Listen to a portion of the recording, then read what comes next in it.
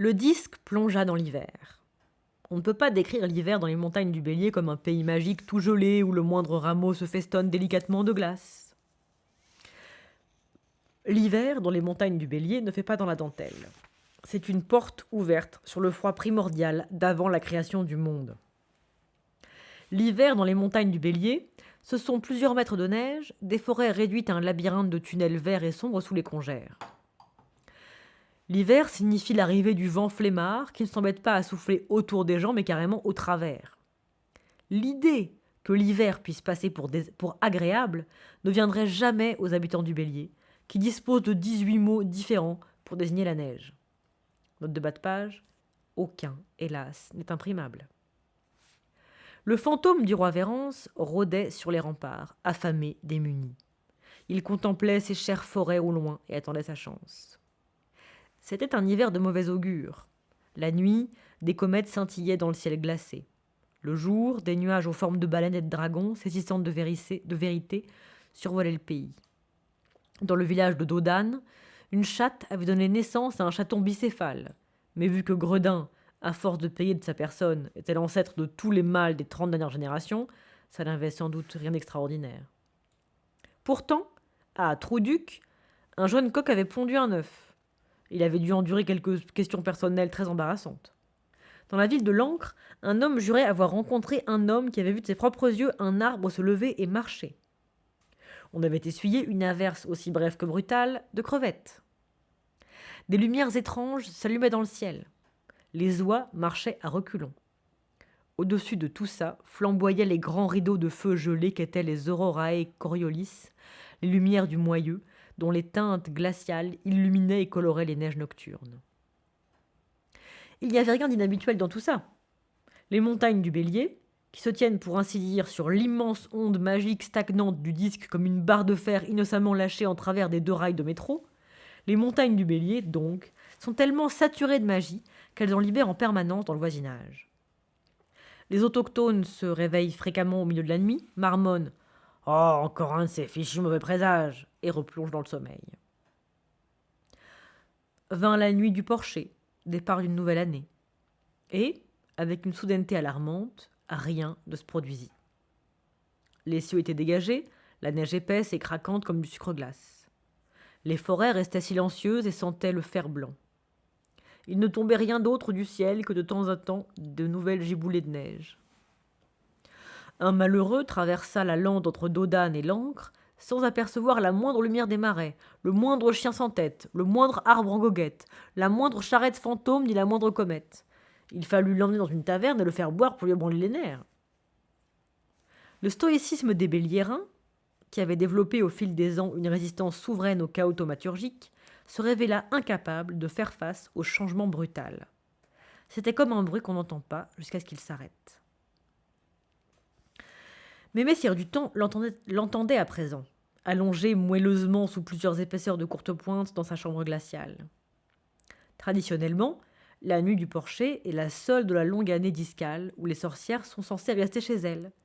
Et Mémé s'était couchée tôt, en compagnie d'un sac de pommes et d'une bouillotte en grès. Mais quelque chose l'avait tiré de sa somnolence. Le commun des mortels aurait silencieusement descendu l'escalier, peut-être armé d'un tisonnier. Mémé se contenta de s'étreindre les genoux et de laisser vagabonder sa tête. Ça ne venait pas de la maison. Elle sentait les petits esprits lestes des souris et ceux confus de ces chèvres dans l'appentis, couchés dans leur flatulence douillette. Une chouette en maraude plana soudain au-dessus des toits, vive comme une dague. Mémé se concentra davantage, jusqu'à emplir son cerveau du tout petit pépiment des insectes dans le chaume et des vers du bois dans les poutres. Rien d'intéressant par là. Elle se blottit dans son lit et se laissa dériver dans la forêt, une forêt silencieuse en dehors du choc assourdi d'un paquet de neige tombant de temps en temps d'une branche. Même au cœur de l'hiver, la vie était omniprésente. Elle sommeillait en général dans des terriers ou hibernait au cœur des arbres. Rien que de très ordinaire. Elle poussa plus loin, vers les hautes landes et défilés secrets où les loups couraient en silence sur la croûte de gel. Elle effleura leur esprit, aussi affilé qu'une lame de couteau.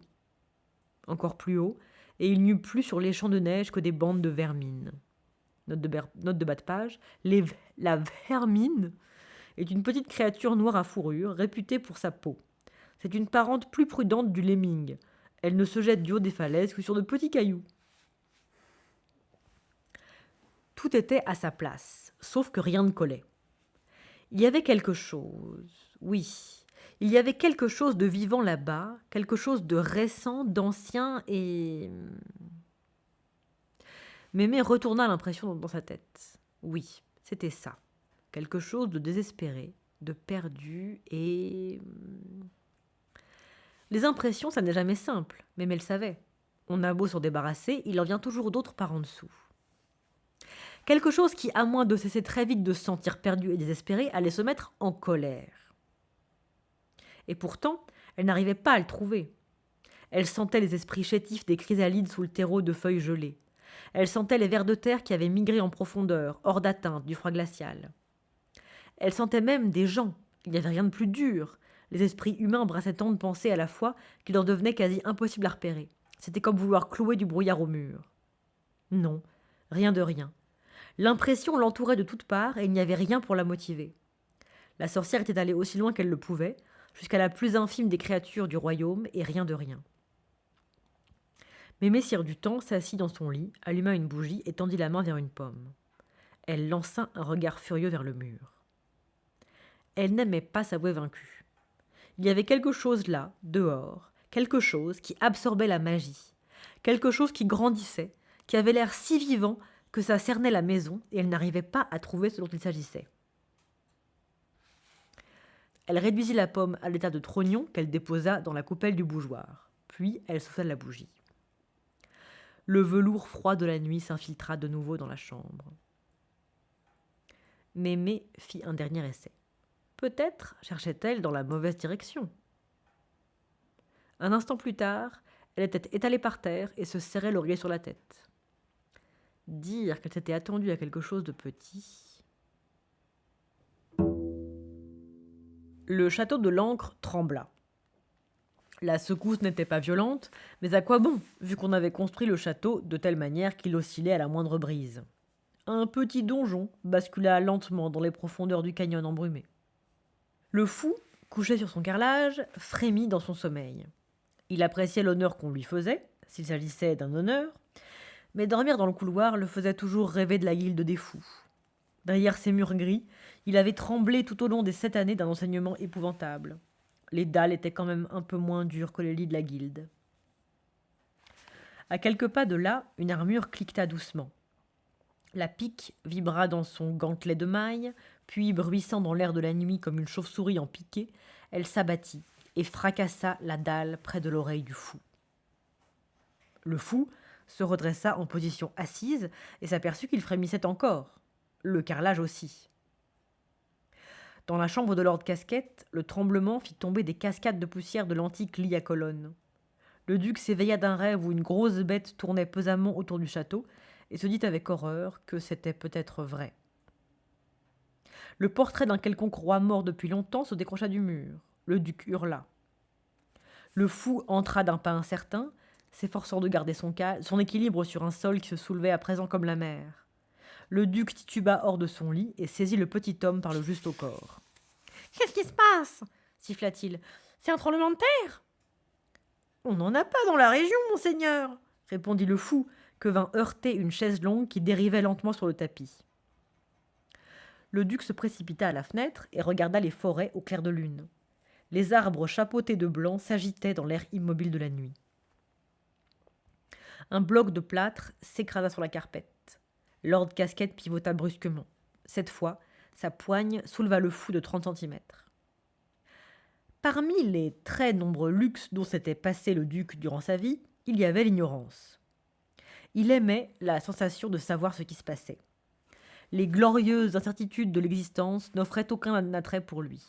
« Ce sont les sorcières, hein !» gronda-t-il, tandis que sa joue gauche se mettait à frétiller comme un poisson sur la berge. « Elles sont là-bas, n'est-ce pas ? Elles exercent une influence sur le château, c'est ça ? » « Foi de fou, non, oncle !» commença le fou. « Elles dirigent le pays, non ? » ?»« Non, monseigneur, elles n'ont jamais... » « Qui t'a demandé ton avis ?»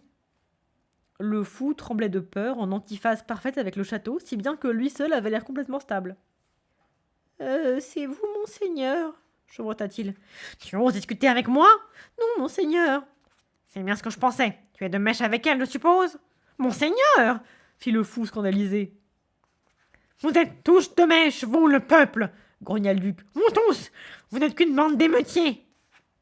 Il rejeta le fou et ouvrit d'une poussée les fenêtres toutes grandes pour sortir d'un pas décidé dans le froid glacial de la nuit.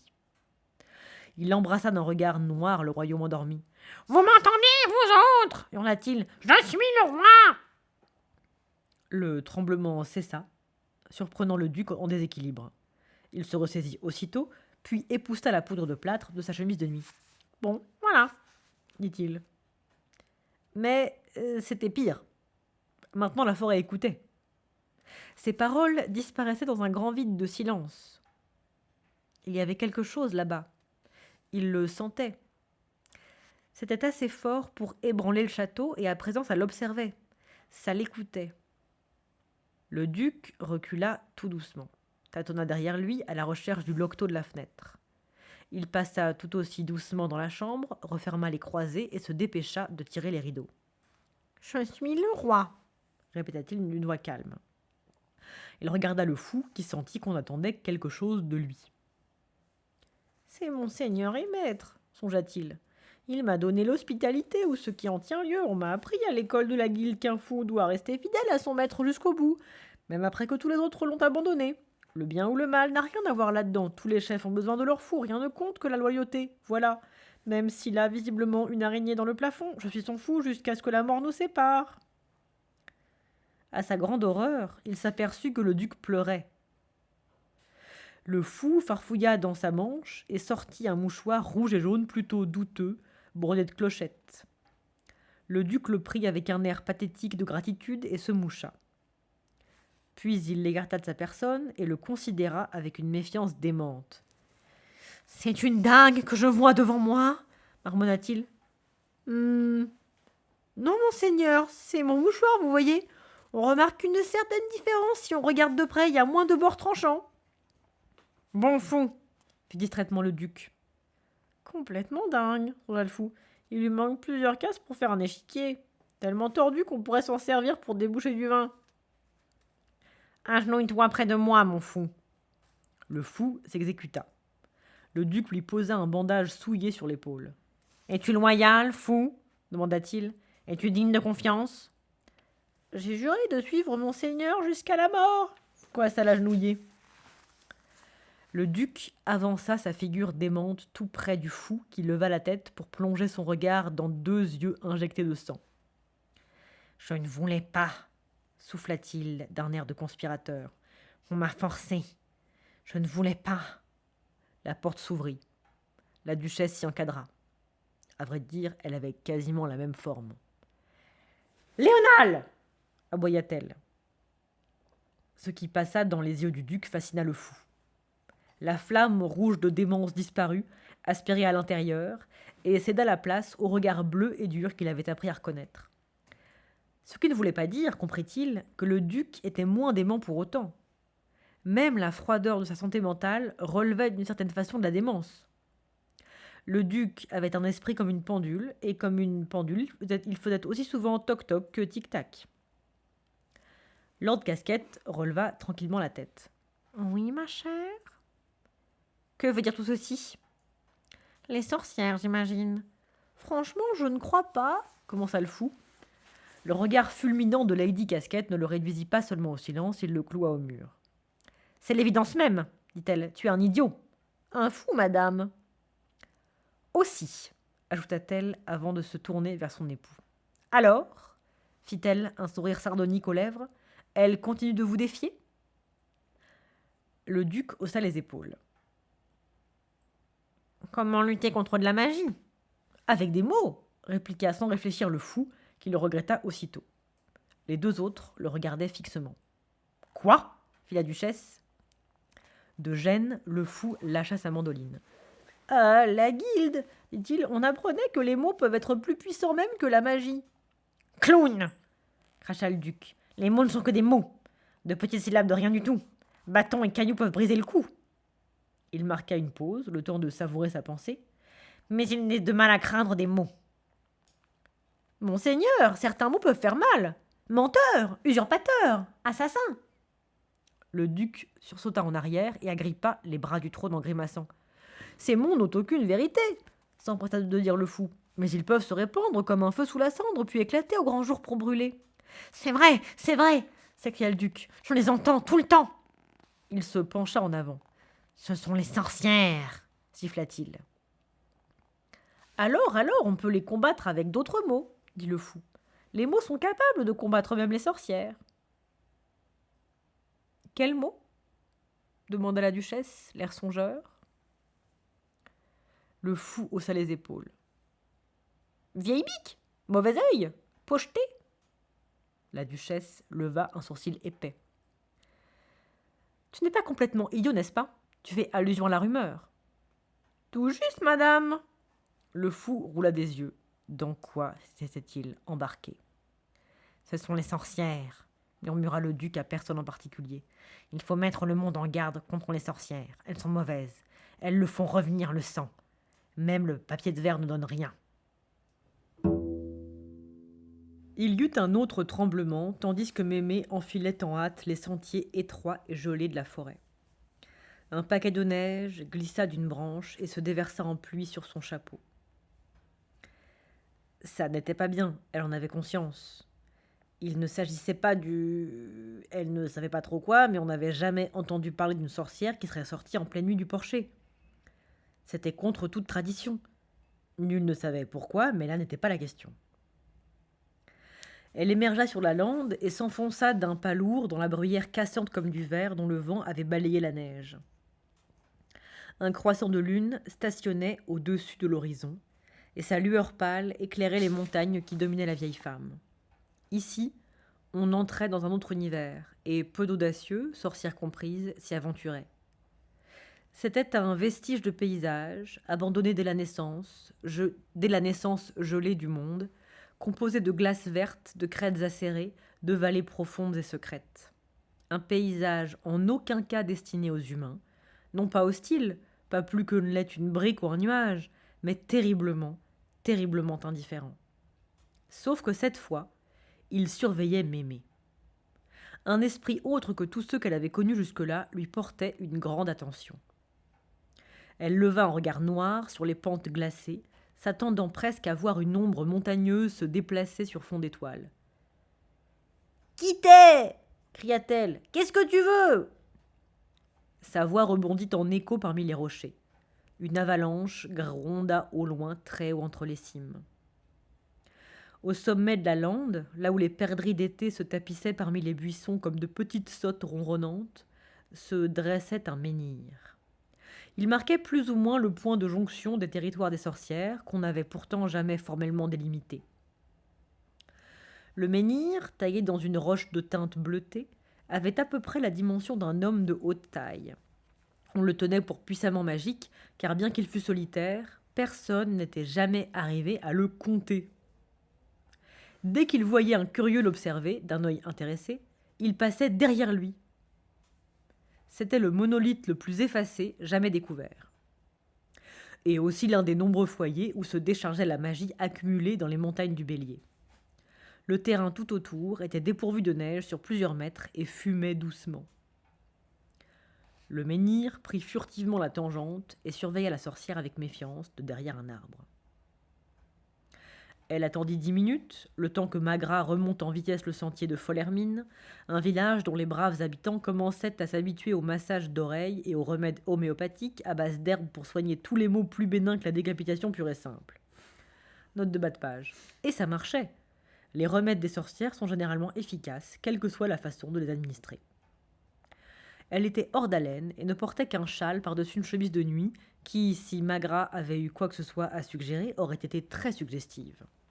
« Vous l'avez senti, vous aussi » fit-elle. Mémé hocha la tête. « Elle est où, Gita » demanda-t-elle. Leurs regards se portèrent sur le sentier qui descendait à la ville de l'Ancre, amas de lumière dans l'obscurité neigeuse. La soirée battait son plein. La lumière inondait la rue. Une file sinueuse de gens entrait et sortait de chez Nounouog, d'où s'échappaient de temps en temps des éclats de rire, des bruits de verres cassés et des pleurnichements d'enfants. À l'évidence, la vie de famille atteignait des sommets dans cette maison. Les 2 sorcières s'étaient arrêtées dans la rue, hésitantes. « Vous croyez qu'on devrait entrer ?» demanda timidement Magra. « C'est pas comme si on nous avait invités. Et on n'a pas emmené de bouteilles. »« Moi, j'ai l'impression qu'il y en a déjà bien trop là-dedans des bouteilles, » répliqua Mémé Cire du Temps d'un ton désapprobateur. Un homme franchit la porte en titubant, rota, se cogna dans Mémé, souhaita « Joyeux midi porché, madame !» leva les yeux sur la figure de la sorcière et dessoula illico. « Mzelle !» rectifia sèchement Mémé. « Je vous demande infiniment pardon, » commença-t-il. Mémé passa près de lui, souveraine. « Viens, Magra !» ordonna-t-elle. Le vacarme à l'intérieur avoisinait le seuil de douleur. Nounouog échappait à la tradition de la nuit du porcher en invitant tout le patelin, et l'atmosphère excédait déjà le taux de pollution autorisé. Mémé navigua dans la cohue au son d'une voix éraillée qui soutenait à la cantonade qu'auprès d'une infinité de variétés de bestiaux, le hérisson avait bien de la chance. Nounouog, assise dans un fauteuil près du feu, une chope d'1 litre à la main, dirigeait la reprise au cigare. Elle eut un grand sourire lorsqu'elle reconnut la figure de Mémé. « Oui, salut, vieux chaudron !» cria-t-elle par-dessus le tumulte. « T'es venu alors à ce que je vois. Bois un coup, bois-en 2. Salut Magra, prenez une chaise et faites comme chez vous.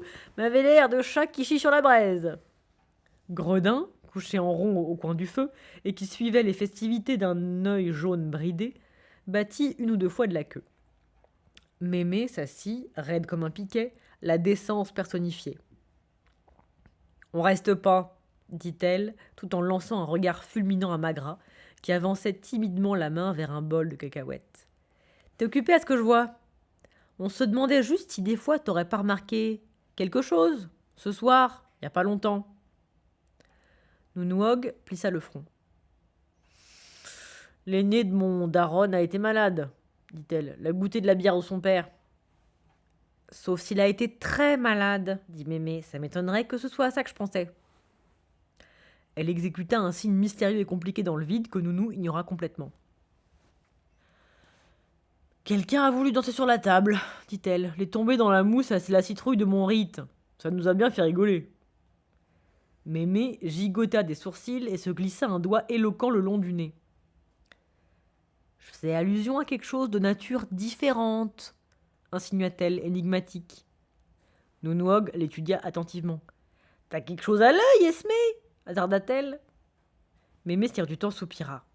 « Des phénomènes à tendance magique terriblement embêtants se préparent en ce moment même, » dit-elle tout fort. La pièce se tut. Tout le monde se mit à dévisager les sorcières, sauf l'aînée de Daron, qui profita de l'occasion pour reprendre ses expériences sur l'alcool. Puis, aussi rapidement qu'elle s'était éteinte, plusieurs dizaines de conversations repartirent à plein régime. « Ce serait peut-être une bonne idée d'aller discuter dans un coin plus discret, » proposa Mémé, tandis que le tohu-bohu rassurant les submergeait à nouveau. Elles se retrouvèrent dans la buanderie, où Mémé tenta de s'expliquer sur l'esprit qu'elle avait senti. « C'est quelque part là-bas dans les montagnes, dans les hautes forêts, » dit-elle, « et c'est très gros. »« Moi, j'ai cru qu'il cherchait quelqu'un, » dit Magra. « Ça m'a fait penser à un gros chien. Vous savez, un chien perdu qui sait pas où aller. » Mémé s'absorba dans ses pensées. Réflexion faite. « Oui, » fit-elle, « quelque chose comme ça, un très gros chien. »« Qui est inquiet, » dit Magra. « Qui cherche, » dit Mémé. « Et qui se met en colère, » dit Magra. « Oui, » dit Mémé, qui regarda fixement Nounou. « Peut-être un troll, » fit Nounouog. « J'ai laissé ma chope presque pleine là-bas, » ajouta-t-elle d'un ton de reproche. « Je sais quelle impression ça fait un esprit de troll, Kita. » Mémé ne lui jeta pas les mots à la figure. D'ailleurs, ce fut la manière tranquille dont elle les dit qui fit hésiter Nounou. « Pareil qu'il y a des trolls vraiment gros vers le moyeu, » reprit lentement Nounou. « Et des géants de glace, et de gros je sais pas quoi, plein de poils, qui vivent au-dessus de la limite des neiges éternelles. Mais c'est pas à ça que tu penses, j'imagine. »« Non. » « Oh. » Magra frissonna. Elle se répéta qu'une sorcière avait la maîtrise totale de son corps et que la chair de poule sous sa fine chemise de nuit n'était qu'un effet de son imagination. L'ennui, c'est qu'elle avait une imagination excellente. Nounouog soupira. « Faudrait mieux aller voir ça de plus près alors !» Et elle souleva le couvercle de sa lessiveuse.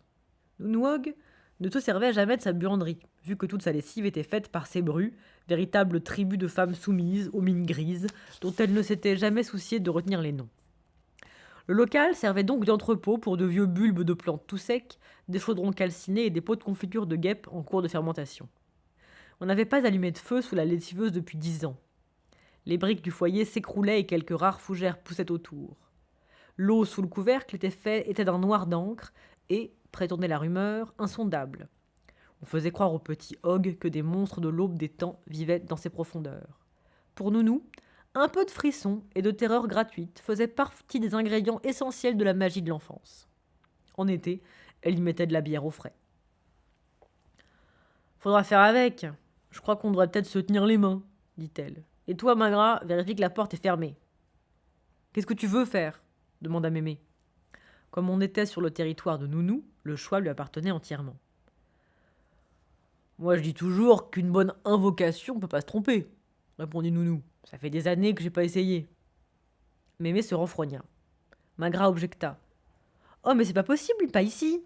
Il faut un chaudron et une épée magique, et puis un octogramme, des épices et un tas de trucs. » Nounou et Mémé échangèrent un regard.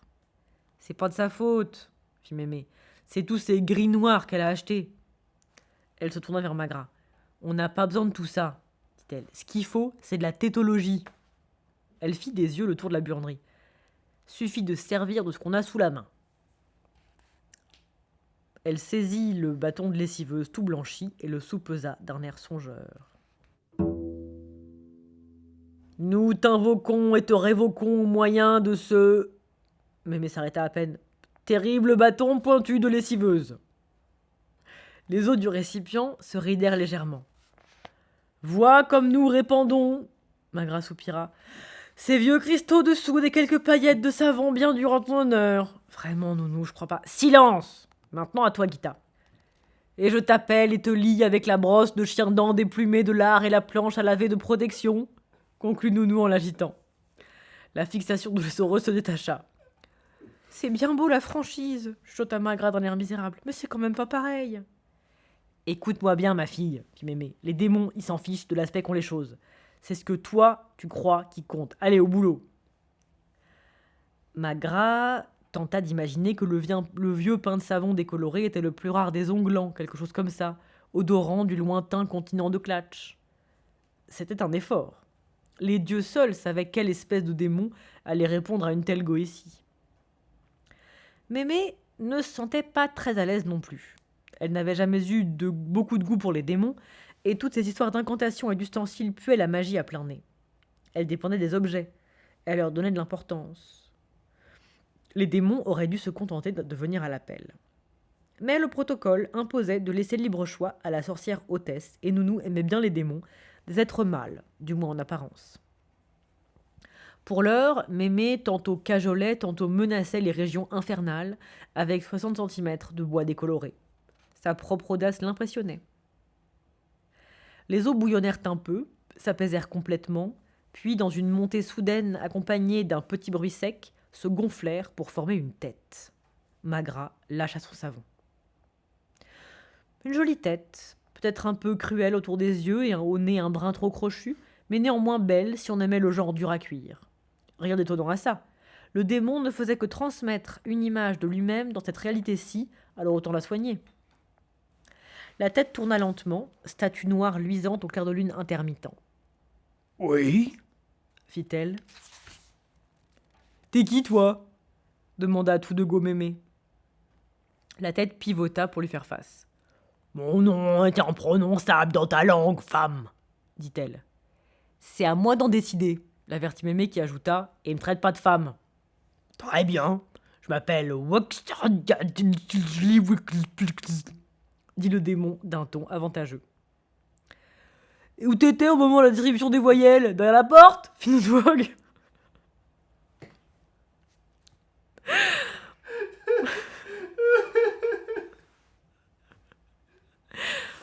Ben, monsieur...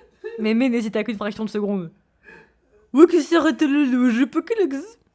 J'imagine que tu te demandes pourquoi on t'a invoqué ce soir? Vous n'êtes pas censé me dire ça. Fit le démon. Vous êtes censé me dire... La ferme, on a l'épée de l'art et l'octogramme de protection, je te préviens. Si ça vous fait plaisir. Pour moi, ça ressemble à une planche à laver et à un bâton de lessiveuse. Ricana le démon. Mémé jeta un coup d'œil en biais. Dans le coin de la buanderie s'entassait du petit bois, devant lequel reposait une grosse et lourde chèvre pour scier les bûches. Elle fixa intensément le démon, et sans regarder, abattit avec force le bâton sur l'épée madrier.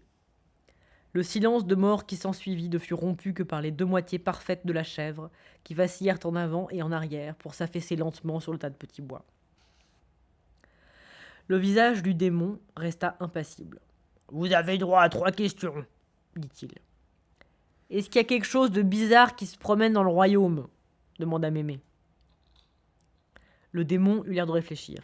Et mens pas, fit Magra sérieusement. Sinon, t'auras affaire à la brosse à chien-dent. Vous voulez dire plus bizarre que d'habitude? Allez, accouche, dit Nounou. J'ai les pieds qui gèlent, moi. Non, y a rien de bizarre. Mais on l'a senti, commença Magra. Doucement, doucement, fit Mémé. Ses lèvres remuèrent en silence. Avec les démons, il en allait comme avec les génies ou les professeurs de philo. Quand on n'énonçait pas les choses exactement comme il fallait, il prenait un malin plaisir à donner des réponses d'une précision absolue et parfaitement trompeuse. Est-ce qu'il y a quelque chose dans le royaume qui n'y était pas avant risqua-t-elle. Non. D'après la tradition, on ne devait poser que 3 questions. Mémé s'efforça d'en formuler une que le démon ne pourrait pas mal interpréter volontairement. Puis elle se dit qu'elle faisait fausse route. « Qu'est-ce qui se passe, bon sang ?» demanda-t-elle avec circonspection. « Et pas question de jouer les imbéciles pour te défiler, sinon moi je te fais bouillir. » Le démon parut hésiter. À l'évidence, c'était une nouvelle façon d'aborder le problème. « Magra, avec ton pied, pousse-moi donc du petit bois par ici, tu veux ?» fit Mémé. « Je m'élève contre ce traitement, » protesta le démon, d'une voix où perçait l'incertitude. « Ouais, bah tu vas pas nous tenir la jambe toute la nuit, comme ça, on n'a pas le temps, nous autres, » dit Mémé. « Ces joutes verbales, c'est peut-être très bien pour les mages, mais on a d'autres chats à fouetter. »« Ou à bouillir, » dit Nounou. « Écoutez, » dit le démon d'une voix changée en gémissement de terreur. « nous ne sommes pas censés fournir des renseignements de ce genre, il existe un règlement, vous savez. » « Y a un reste de vieille huile dans le bidon sur l'étagère, Magra, » fit Nounou. « Si je vous dis simplement, » commença le démon. « Oui, encouragea Mémé. Vous le répéterez pas, hein, implora-t-il. Pas un mot, promit Mémé. Bouche cousue, fit Magra. Y a rien de nouveau dans le royaume, dit le démon, mais le pays s'est réveillé. Qu'est-ce que tu veux dire, fit Mémé. Il est malheureux. Il veut un roi pour s'occuper de lui. Comment intervint Magra, mais Mémé lui signifia du geste de se taire. Tu parles pas des gens, hein? La tête luisante fit que non. Non, il me semblait bien. Qu'est-ce que... intervint Nounou. Mémé se mit un doigt sur les lèvres. Elle fit demi-tour et marcha jusqu'à la fenêtre de la buanderie pleine de toiles d'araignées, cimetière poussiéreux d'ailes de papillons aux couleurs passées et de mouches à viande du dernier été. Une faible lueur de l'autre côté des carreaux givrés laissait supposer que, contre toute attente, un nouveau jour allait bientôt se lever. « Tu peux nous dire pourquoi ?» demanda-t-elle sans se retourner. Elle avait senti l'esprit de tout un pays. Elle était plutôt impressionnée. « Je suis qu'un démon. Comment voulez-vous que je sache, moi ? Je sais ce dont il s'agit, mais pas le pourquoi ni le comment. » « Je vois. »« Je peux partir maintenant ? S'il vous plaît ?» Mémé se redressa à nouveau brusquement. « Oh, oui, file !» dit-elle discrètement. « Merci. » La tête ne bougea pas. Elle resta là, comme un chasseur d'hôtel qui vient de scoltiner 15 valises sur 10 étages, de montrer à tout le monde la salle de bain, de tapoter les oreillers, et qui se dit qu'il a suffisamment arrangé de rideaux comme ça. « Ça vous ennuierait de me bannir, dites ?» demanda le démon, voyant que personne ne saisissait l'allusion. « Quoi ?» fit Mémé, à nouveau plongé dans ses réflexions. « C'est que je me sentirais mieux si on me bannissait en bonne et due forme. File, c'est un peu court, » dit la tête. « Oh, bah ça peut te faire plaisir. Magra ?» « Oui ?» répondit Magra, surprise. Mémé lui tendit le bâton de lessiveuse. « À toi l'honneur, tu veux ?» Magra prit le bâton par le bout que Mémé devait imaginer la poignée, espérait-elle, et sourit. Certainement. Très bien. D'accord. Disparaît de ce monde, démon immonde dans les ténèbres infernales. La tête sourit, ravie, sous l'avalanche de mots. Ça, c'était mieux. Elle se résorba dans les eaux de la lessiveuse, comme de la cire à bougie sous la flamme. Elle eut un ultime commentaire méprisant, presque perdu dans les remous. File.